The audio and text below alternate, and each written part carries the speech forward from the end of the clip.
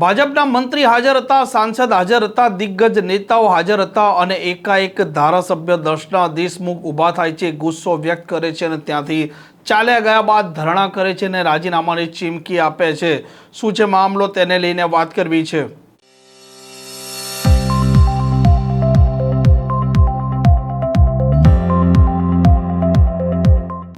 નમસ્કાર, આપ જોઈ રહ્યા છો હોટલાઇન ન્યૂઝ અને હું છું આપણી સાથે તોફિક ગાંચી। નર્મદામાં ભારતીય જનતા પાર્ટીમાં અત્યારે ભડકો થયો છે। અનેક ભાજપનો કાર્યક્રમ ચાલી રહ્યો હતો, તેમાં મંત્રી પણ હાજર હતા, ધારાસભ્ય પણ હાજર હતા, સાંસદ મનસુખ વસાવા પણ હાજર હતા અને એકાએક આ જ નાંદોદના ધારાસભ્ય દર્શના દેશમુખ ઊભા થઈ જાય છે, ત્યાંથી ચાલુ કાર્યક્રમમાં ચાલ્યા જાય છે। ગુસ્સો વ્યક્ત કરતા કહે છે કે તેમને બોલવા દેવામાં આવ્યા નથી અને આરોપ લગાવે છે જિલ્લા ભારતીય જનતા પાર્ટીના પ્રમુખ નીલ રાવના સામે। અને ત્યાર પછી તે ગાંધી ચોક છે, રાજપીપળાનો, ત્યાં ધરણા પર બેસી જતા ખળભળાટ પછી જવા પામે છે। તેમણે રાજીનામા સુધીની પણ ચીમકી આપી છે। એનાઉન્સર દ્વારા એવું કહેવામાં આવ્યું કે માન્ય સાંસદ શ્રી ભરૂચ એમનું ઉદ્બોધન રજૂ કરશે। ત્યારબાદ માન્ય સાંસદ શ્રીએ કહ્યું કે ધારાસભ્ય છે અહીંયાના, તો એમને પણ બોલવાની તક આપો। ત્યારે સામેથી એવું કહેવામાં આવ્યું કે ભાઈ એ અમારા પ્રોટોકોલમાં નથી, એટલા માટે એમને બોલવામાં નથી કહેવામાં આવ્યું। અને આ વસ્તુને ધ્યાનમાં લઈને જિલ્લાના એસટી મોરચાના અધ્યક્ષ જે રાજુભાઈ વસાવા છે, એમણે કીધું કે બેનના સ્વાગત માટેની પણ કોઈ વ્યવસ્થા નહોતી, ત્યારે હું પોતે એમના સ્વાગત માટેના ફુલહાર અને કલકીને એ બધું લઈને હું આવ્યો। એટલે મને થયું કે આટલું મોટું અપમાન કદાચ આ ગુજરાતમાં એક આદિવાસી મહિલા તરીકે કદાચ કોઈનું નહીં થયું હોય, અને આટલું ખરાબ રીતે અપમાન જ્યારે ભારતીય જનતા પાર્ટીના જ સંગઠનના કાર્યકર્તાઓ જો આવું અપમાન કરી રહ્યા હોય, તો એ કાર્યક્રમમાં મારે ઉપસ્થિત રહેવાનો, કે જ્યાં આટલા બધા પદાધિકારીઓ છે, આટલા સન્નિષ્ઠ સરકારના મંત્રીશ્રીઓ છે, પ્રદેશ સંગઠનના હોદ્દેદારશ્રીઓ છે, એમની સમક્ષ જ્યારે એક દીકરીનું અપમાન થતું હોય ને એ બી આદિવાસી મહિલાનું અપમાન થતું હોય, ત્યારે એવા કાર્યક્રમમાં મારે હાજર રહેવું એ મારા માટે, મને તો એવું લાગે કે ધરતી માર્ગ આપે તો સમાઈ જવું સારું। અને એના વાત લઈને હું એ કાર્યક્રમમાંથી હું બહાર નીકળી ગઈ કે જે કાર્યક્રમમાં આપણું માન સન્માન ન જળવાતું હોય તો ત્યાં આપણે હાજર ન રહેવું જોઈએ। અને એના અનુસંધાને હું ત્યાંથી બહાર નીકળી જઈને આજે હું અહીંયા ગાંધીજીના સ્ટેચ્યુ પાસે હું બેઠી છું। ભારતીય જનતા પાર્ટીના જિલ્લા સંગઠનના હોદ્દેદારો અને જિલ્લાના પ્રમુખ નીલભાઈ રાવ દ્વારા જે મારું અપમાન કરવામાં આવે છે, અવારનવાર અપમાન કરવામાં આવે છે, અને આજે નહીં છેલ્લા 2 વર્ષથી હું આ સહન કરતી આવી છું। અનેક વખત ગુજરાત પ્રદેશમાં પણ રજૂઆતો કરી છું, પરંતુ ખબર નહીં કોણ જાણે કેમ એમની ઉપર કોના 4 હાથ છે કે જેથી કરીને આજે એમની સામે કોઈ એક્શન લેવામાં નથી આવતું।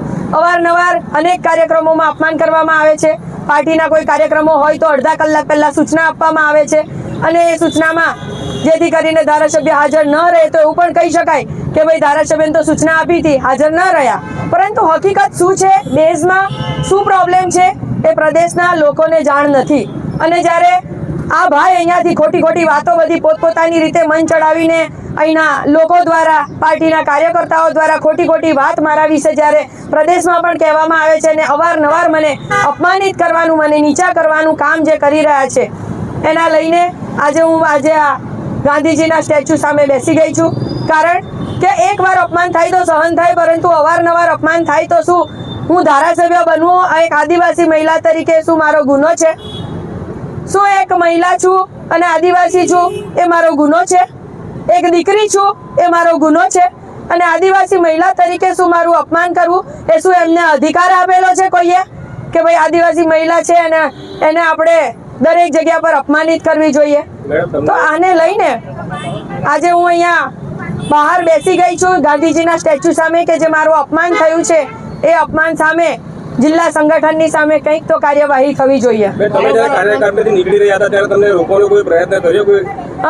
કાર્યક્રમમાંથી બહાર નીકળી રહ્યા હતા ત્યારે મને પ્રદેશના અધ્યક્ષ જે છે એસટી મોરચાના ગણપતભાઈ વસાવા સાહેબ, એમણે કીધું કે બેન બેસો। મનસુખભાઈ વસાવા સાહેબે પણ કીધું બેસો, પરંતુ તમે વિચાર કરો કે આટલું મોટું અપમાન થાય, આટલા બધા લોકોની હાજરીમાં, 300-400 લોકોની હાજરીમાં જ્યારે તમારું કોઈ અપમાન કરે ત્યારે તમને પોતાને કેવું ફીલ થાય? અને એ જે મારું અપમાન થયું મને ખરેખર ખૂબ ખરાબ લાગ્યું છે, અને એના આધાર ઉપર જ હું એ કાર્યક્રમને વોકઆઉટ કર્યો છે। હા, 100%। જે લોકો સંગઠનના લોકો અમને ધારાસભ્ય સમજતા નથી, કે જે લોકો ધારાસભ્ય તરીકે અમારું માન સન્માન જાળવતા નથી, તો કંઈ વાંધો નથી। ધારાસભ્ય તો અમને વડાપ્રધાન નરેન્દ્રભાઈ મોદી અને માન્ય ગૃહમંત્રી શ્રી અમિતભાઈ શાહ સાહેબે બનાવ્યા છે. આ કોઈ નર્મદા જિલ્લાના સંગઠનના લોકોએ ધારાસભ્ય નથી બનાવ્યા અમને.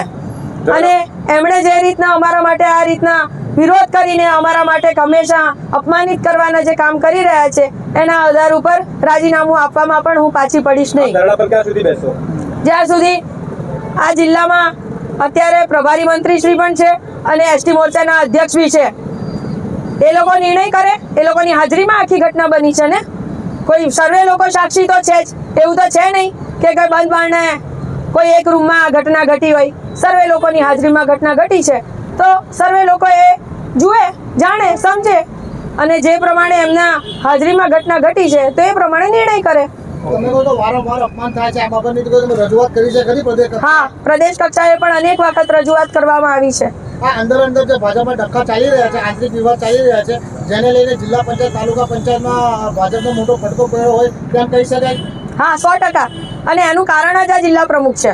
હા, દારૂ ખૂબ વેચાય છે નર્મદા જિલ્લામાં, જે રીતે નિવેદન સાંસદ મનસુખભાઈ વસાવા આપ્યું છે, તમે શું કહેશો એ બાબતે? 100% દારૂ વેચાય જ છે. દારૂ વેચનારા લોકો માલે તુજારો થઈ ગયા છે અને જે દારૂ પીને પકડાય છે એને 10-15 હજાર રૂપિયાનો દંડ આપીને એમને પોતે એટલું દંડ આપીને છૂટા કરવામાં આવે છે. દારૂબંધી ગુજરાતમાં છે એ કહી શકાય? આ બાબતે દારૂબંધી ગુજરાતમાં છે એ કહી શકાય? શું કહેશો? નર્મદા જિલ્લામાં તો નથી. આ પ્રકારના સમાચાર માટે હોટલાઇન ન્યૂઝ ડે ચેનલને લાઇક, શેર અને સબસ્ક્રાઇબ કરવાનું ભૂલતા નહીં. નમસ્કાર. આવા પ્રકારના વિડીયો તમને જોવા ગમતા હોય તો હોટલાઇન ન્યૂઝ ચેનલને લાઇક, શેર અને સબસ્ક્રાઇબ કરો.